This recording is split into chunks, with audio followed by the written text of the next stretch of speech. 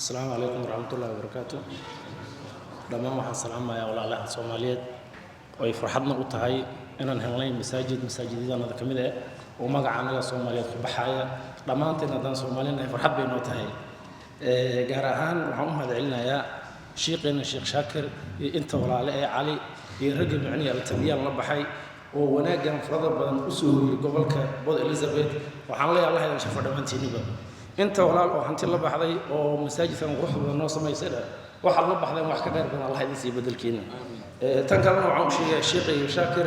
magaalada Port Elizabeth Costin dhib fara badan baa ka jira culimadana waxaan u sheegaynaa inay yihiin culimada lagu dayan lahay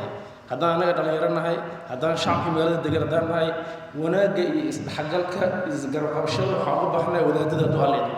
haddii ay ka iscafiyaan anagana iscafinayna وأن لا تصاوى ضد الصحة هذا الشيخ شاكر وأنت كشيء ما أنت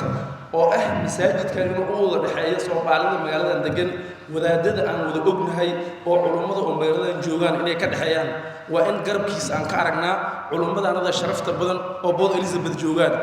وحنا هم واقع نودري ولا لذن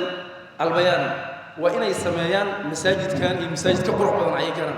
جهدي أي بحيان التبيان مثل وين اللي إمادان annaga wadanka inta soo sanaan joognaa dadka ugu hantida badan waa annaga inaan marka anagu hanti haysana haddana aan masaajid weyna meel yar aan ku tukanno inta soo sanaan aan wadanka deganay wax shaqeynaa ma aqlina ma aha waa inaan u noolaanaa si dadka u nool yihiin waa inaan masaajid sameysana waa inaan hantidaanada la baxnaa waxaan ogahay inay hadda lacag dhiman tahay sheekha iyo inta la shaqeeyba wax caday banaanka la imaadeen waxaana rajaynayaa inta dhiman inay si iisu ku heli doonaan haday mar labaad gacanta taagaan oo annaga haddaan nahay dhalinyarada sportiska